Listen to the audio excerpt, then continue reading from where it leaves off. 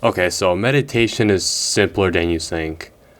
I say this because your conception of meditation and what you think you need to achieve those benefits of meditation is a lot bigger in your head than you think. You're probably thinking a bald guy in freaking you're thinking a bald guy in Thailand was vibing out in the middle of a forest, middle of mountains, just in the most batshit crazy location you can think, just like staying still for about like 30 hours straight. That's probably your conception of meditation. But give yourself at least 5 to 10 minutes minimum every single day. You will feel at least. So if you're somebody who's had problems with mental clarity and like overall mood, effects will probably hit you just as hard as that monk over there. So yeah, let's get to it. My personal favorite misconception of meditation is that when you're in that meditative state, you'll just like naturally just forget everything, and your brain will be a blank black canvas for an extended amount of time.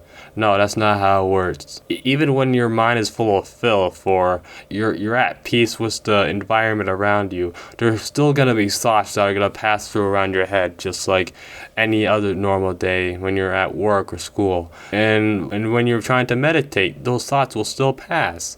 But when you're in your head a lot, you entertain those thoughts, and that's when you spiral, and you just feel overall unhappy about yourself. But when you're meditating, you get in a comfortable position. You don't even have to sit. You could be in a fetal position. You could be walking the plank like you have scurvy or something. You can walk in the middle of New York City. Make sure you don't get hit by a taxi driver or a part-time bodega owner. Just whatever makes you feel whole, and you just close your eyes and just don't entertain those thoughts. That's a part of it. You just don't entertain those thoughts. You just let them go from point A to point B. Just don't entertain it.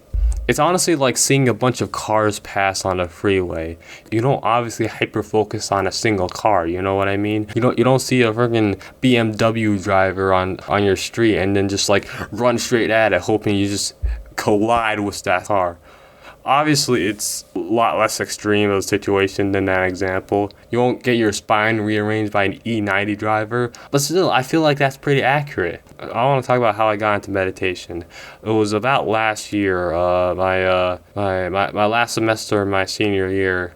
So I took a relaxation and meditation class for my college credits. I didn't think much of it. I said, what the heck? It could be beneficial. Class, like the teacher, very nice lady. She breaks down like meditation, a bit of meditation history and like the different forms of meditation. Honestly, I don't remember like 70% of the class. What I do remember is when we actually got to do the meditation. She'd turn off the lights, let everybody get in a comfortable position, and the first meditation class. Oh my goodness, it hit me like a truck. It was a simple exercise. When I left that class for the day, I felt like I was floating. Like I did not feel drained whatsoever. I just felt like I was like that one meme of Drake and like that one AI generated meme of Drake just like floating when he smells some pie. That was pretty much me. Beautiful, just beautiful. What was that meditation practice exactly? Find out next time on Dragon Ball Z. Okay, I'll tell you. Alright, let me tell you what I did. I closed my eyes. I breathed in for about 5 seconds. I hold my breath for 5 seconds. And after 5 seconds, I just let it out. That's it. That's all it took. Normally when you feel like complete filth, even simple shit like that consistently, it just transforms your life further. You get confidence when you're not in your head all the time. You can walk by people without, oh, what do they think of me? I look like I feel unnatural.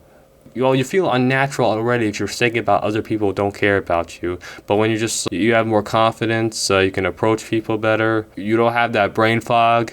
You can come to like your other classes and feel sharper as ever. Meditation outside of sleep is the second biggest cheat code for your mental, I believe. And like the clarity, wow. I am glazing meditation, but it is the most valid glaze possible. It's so simple. When you get over the hurdle of being in your head too much in your thoughts, you just let them pass. When you wanna practice, you're analyzing your thoughts and not analyzing your thoughts and letting them pass. Just keep upping the minutes. Keep upping the minutes of your meditation. You'll do better in that regard. Lastly, I want to talk about my favorite meditation video, and it's from a very unlikely source. It's from a YouTuber called the Angry Video Game Nerd.